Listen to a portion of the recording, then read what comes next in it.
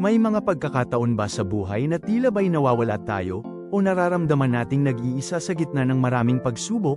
Sa mga sandaling yun, ang puso'y naghahanap ng kasiguraduhan, ng isang pangakong mananatili. Saan natin ito matutuklasan, habang ang mga responsibilidad ay ipinapasa at mga relasyon ay dumarating at umaalis?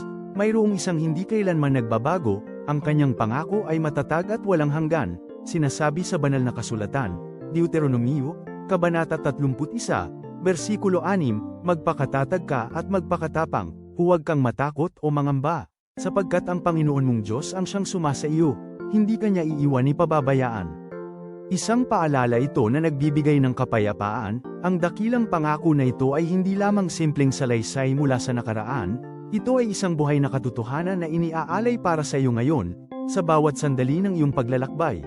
Kaya't, sa bawat hamon at tagumpay, alalahanin natin na hindi tayo nag-iisa, ang kanyang walang maliw na pag-ibig at presensya ay laging sumasa atin, gumagabay at nagpapalakas, buong puso tayong magtiwala, sapagkat hindi niya tayo kailanman pababayaan.